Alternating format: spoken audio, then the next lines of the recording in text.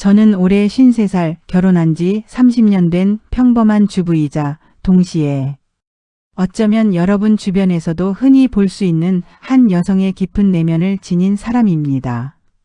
남편은 대기업의 부장님으로 사회적으로는 성공한 가장의 모습을 하고 있죠. 그리고 저에게는 이제 어엿한 대학생 딸 하나와 아직 어린 티를 벗지 못한 고등학생 아들 하나가 있습니다.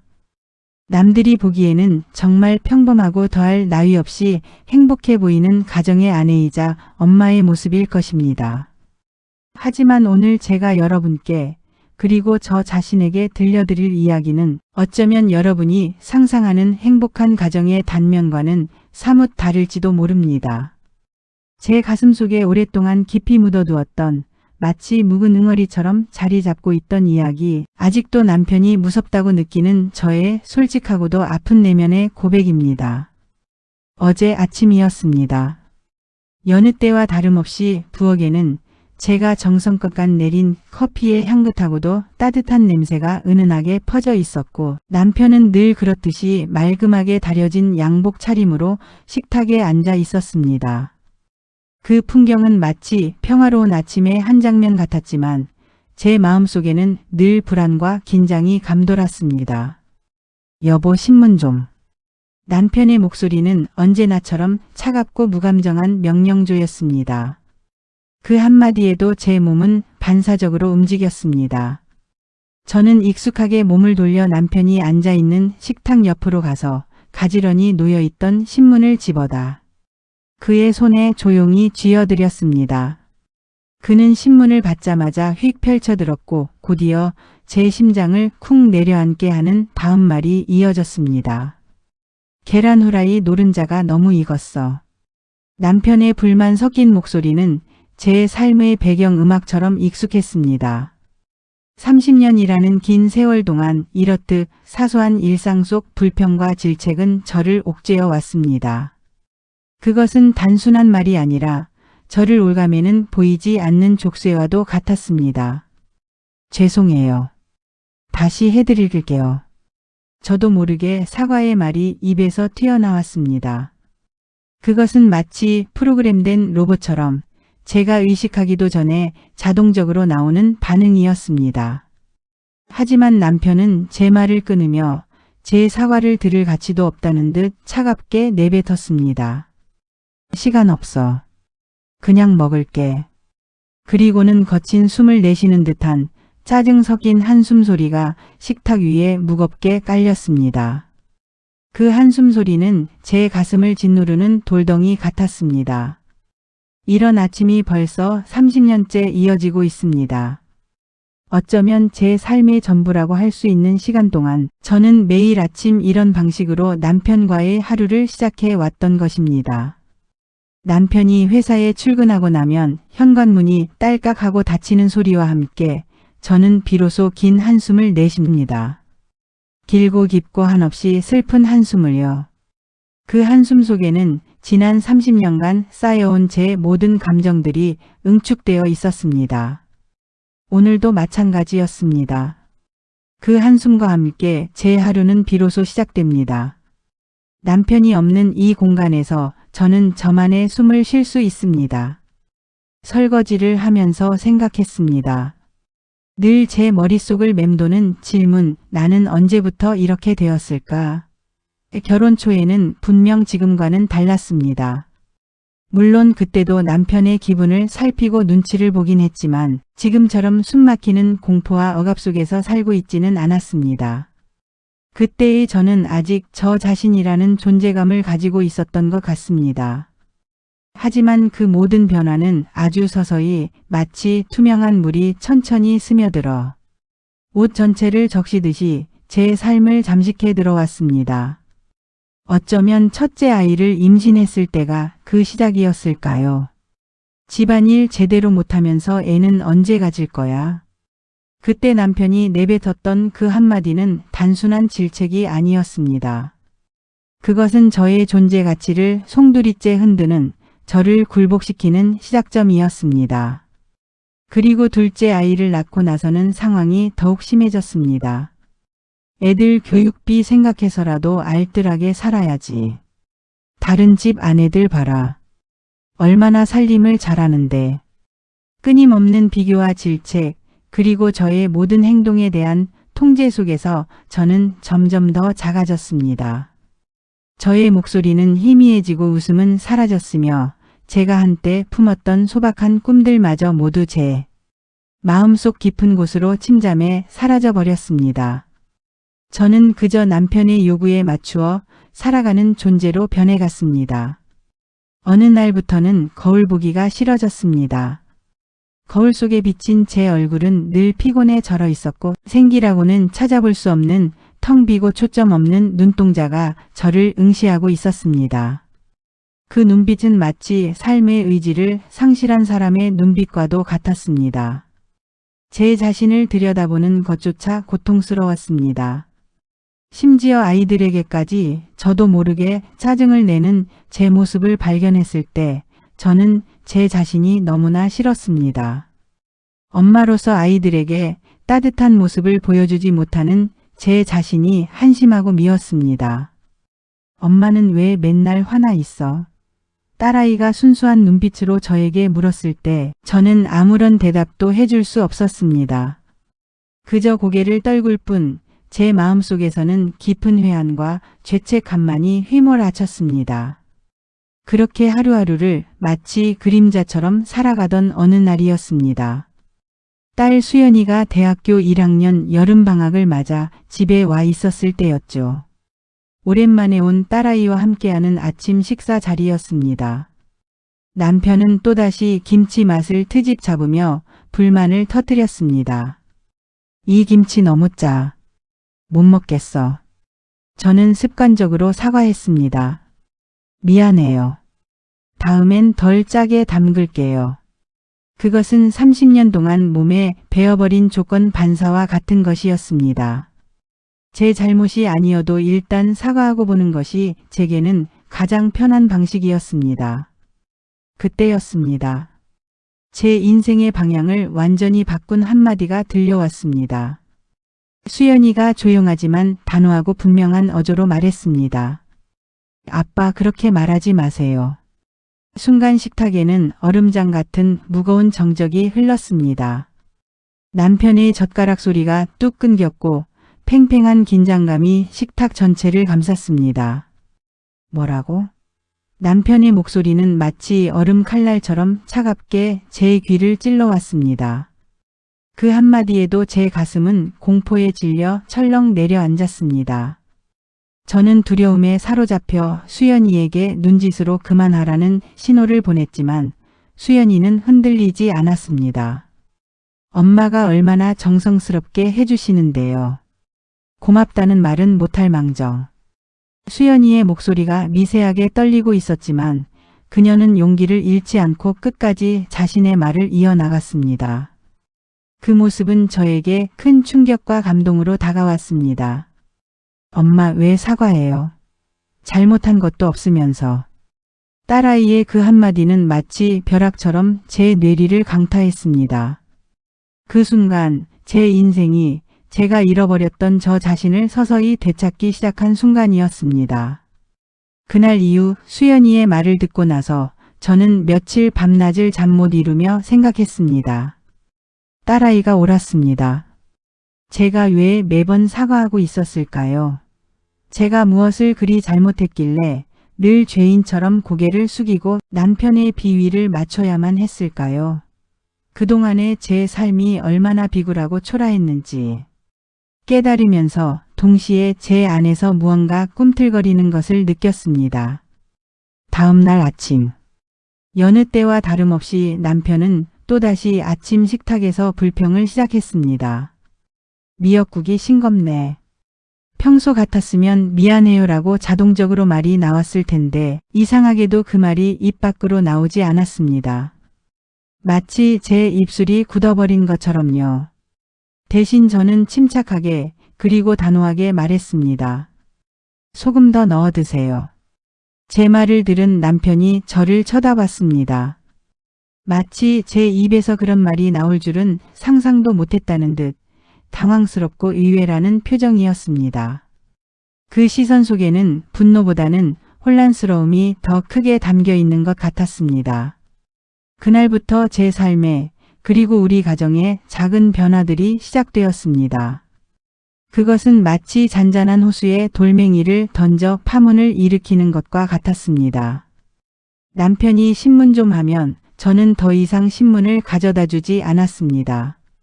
대신 거기 있어야 하고 손가락으로 가리키기만 했습니다. 아주 사소한 행동이었지만 저에게는 엄청난 용기가 필요한 일이었습니다. 남편이 이거 왜 이래?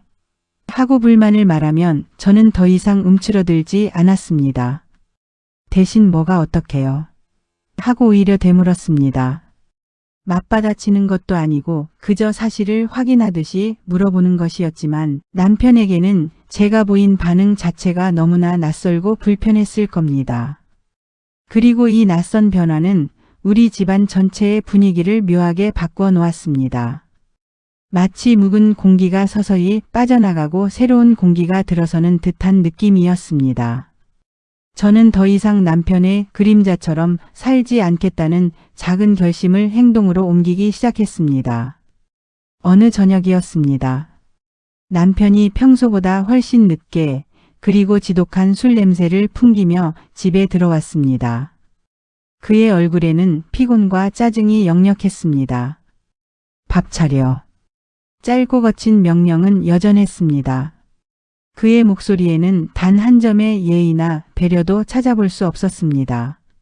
하지만 저는 더 이상 그 명령에 무작정 따르지 않았습니다. 저는 숨을 고르고 차분하게 그러나 단호한 어조로 말했습니다. 이미 다 치웠는데요. 냉장고에 반찬들 있으니까 드세요. 제 말을 들은 남편은 충격을 받은 듯 했습니다. 뭐? 남편의 목소리가 한 톤 아니 두세 톤 더 높아졌습니다. 그의 얼굴에는 분노와 함께 믿을 수 없다는 표정이 스쳐 지나갔습니다. 이제까지 저는 아무리 늦은 시간이라도 밤 11시든 12시든 남편이 들어오면 따뜻하게 데운 밥과 정갈한 반찬을 차려드렸거든요. 그것이 저의 의무이자 저의 존재 이유인 줄 알았습니다.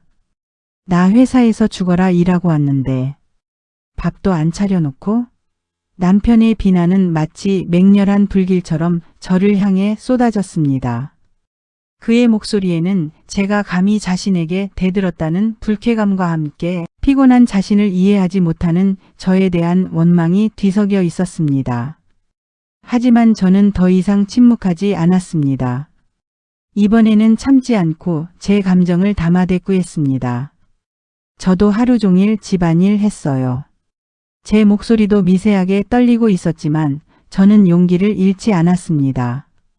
남편은 제 말에 더욱 분노한 듯 식탁 의자를 거칠게 밀치며 벌떡 일어섰습니다. 의자 끌리는 소리가 귓가를 긁으며 신경을 곤두서게 했습니다. 그 소리에 아이들 방에서 인기척이 들렸습니다. 아이들이 이 상황을 듣고 있다는 생각에 순간 두려움이 엄습했지만 저는 멈출 수 없었습니다. 야, 내가 뭘 했다고. 남편의 고함은 마치 천둥소리처럼 집안을 뒤흔들었습니다. 그의 눈은 분노로 번들거렸고 주먹은 금방이라도 터질 듯 꽉 쥐어져 있었습니다. 빨래하고 청소하고 시장 보고 밥하고 아이들 돌보고 당신 옷 다려놓고. 저는 제가 해왔던 일들을 숨 가쁘게 나열했습니다. 마치 지난 30년간 저의 삶을 증명하려는 듯이요. 그게 뭐 대단한 일이야. 밥값도 못하면서. 남편의 그 한마디는 마치 비수가 되어 제 가슴을 깊숙이 찔렀습니다. 30년 동안 저의 모든 것을 바쳐 헌신해 온 삶이 남편에게는 아무것도 아닌 밥값도 못하는 존재로 치부되는 순간이었습니다. 그 말에 제 가슴은 다시 한번 철렁했습니다. 오랜 세월 저를 짓눌러 왔던 자괴감과 무가치함이 다시 고개를 들었지만 이번에는 참지 않았습니다. 저는 제 안에서 끓어오르는 분노와 억울함을 억누르며 힘겹게 그러나 분명하게 말했습니다. 그럼 당신이 해보세요. 남편의 얼굴은 순식간에 새빨갛게 달아올랐습니다. 그의 눈은 이글거렸고 주먹은 부들부들 떨리고 있었습니다. 그 순간 저는 정말이지 너무나 무서웠습니다. 30년 동안 결혼 생활을 하면서 단 한 번도 보지 못했던 남편의 낯설고 폭력적인 모습이었으니까요. 그의 눈빛에는 폭발 직전의 광기가 서려 있는 듯 했습니다. 하지만 저는 물러서지 않았습니다. 이번에는 도망치지 않겠다고 다짐했습니다. 저는 남편의 시선을 똑바로 마주하며 굳건히 서 있었습니다.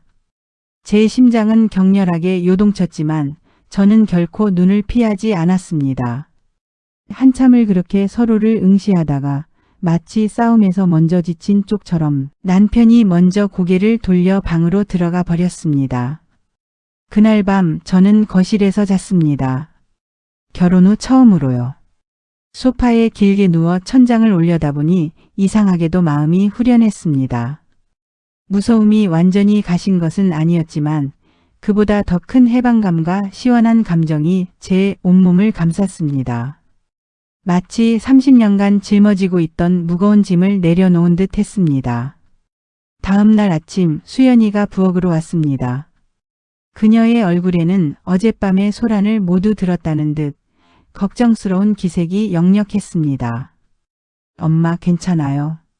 저는 수연이의 눈을 보며 미소 지었습니다. 응, 괜찮아. 정말 괜찮아. 거짓말이 아니었습니다.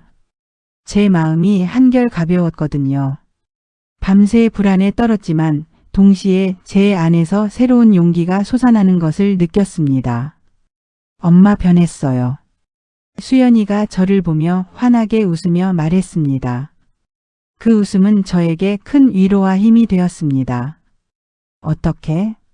제가 묻자 수연이는 진심 어린 목소리로 대답했습니다. 뭔가 살아있는 것 같아요. 그 말이 제 가슴에 깊이 아주 깊이 와 닿았습니다. 맞습니다.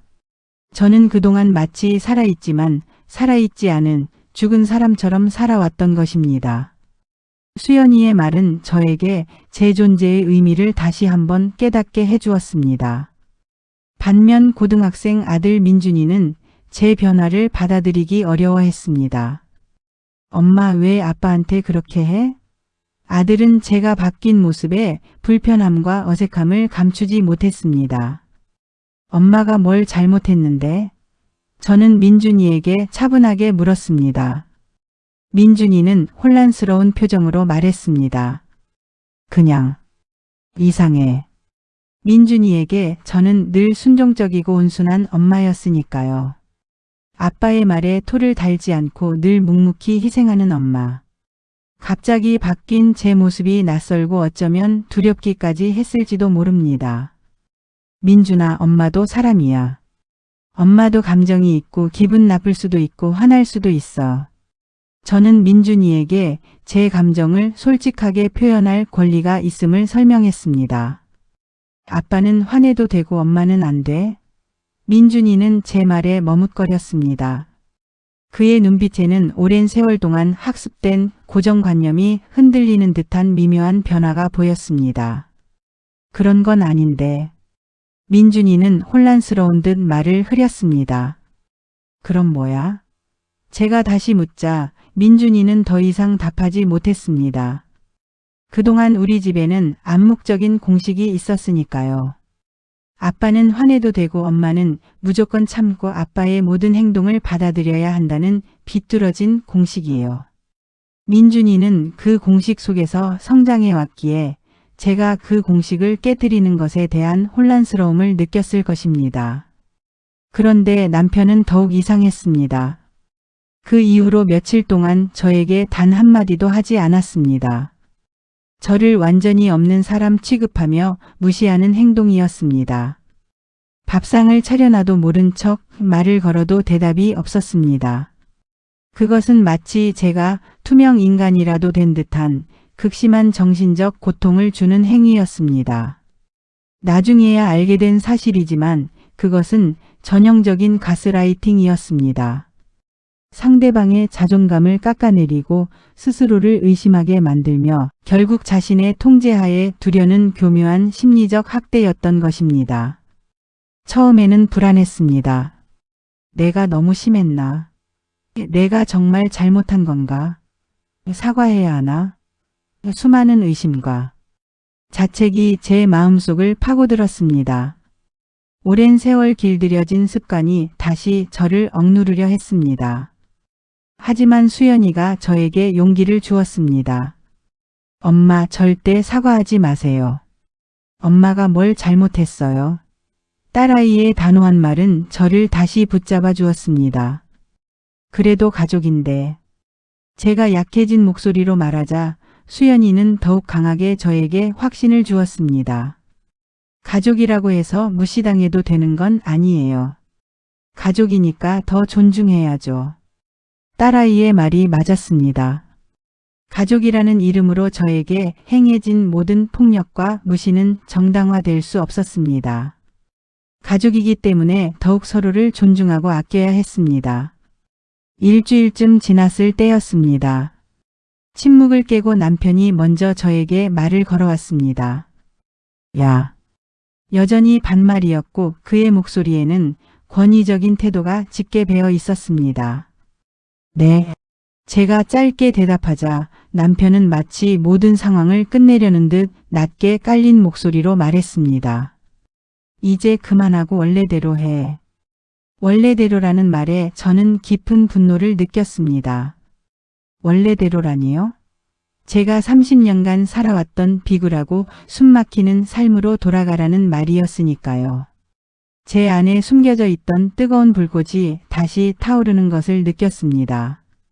뭘 원래대로요? 저는 침착했지만 단호하게 되물었습니다. 남편은 제 반응에 짜증이 난 듯 말을 이었습니다. 자꾸 말대꾸하고 이상하게 굴지 말고 평소처럼 조용히 내 말 들으면서 살라고. 그의 말 속에는 제가 감히 자신의 통제에서 벗어나려는 것을 용납할 수 없다는 의미가 담겨 있었습니다.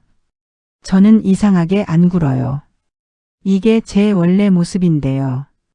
단지 이제야 제 목소리를 내기 시작했을 뿐이에요. 저는 더 이상 남편의 그림자처럼 그의 요구에 맞춰 움직이는 인형처럼 살지 않을 것입니다. 이것이 제가 선택한 길입니다.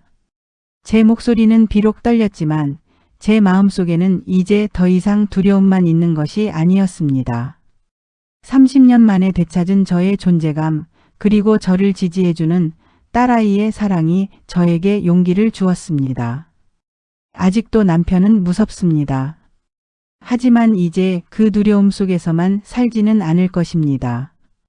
저의 남은 삶은 제가 주체적으로 선택하고 살아갈 것입니다. 이 스크립트가 여러분에게 작은 위로나 용기가 되기를 바랍니다.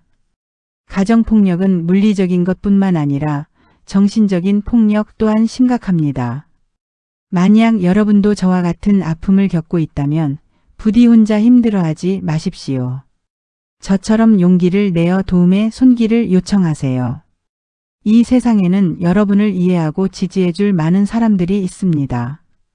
여성긴급전화 1366 안전드림 아동여성장애인 경찰지원센터 117 건강가정지원센터 1577-9337 등 다양한 상담 기관들이 여러분을 기다리고 있습니다. 여러분의 이야기에 귀 기울여 줄 것입니다. 여러분은 혼자가 아닙니다. 저의 이야기가 당신에게 작은 희망이 되기를 진심으로 바랍니다.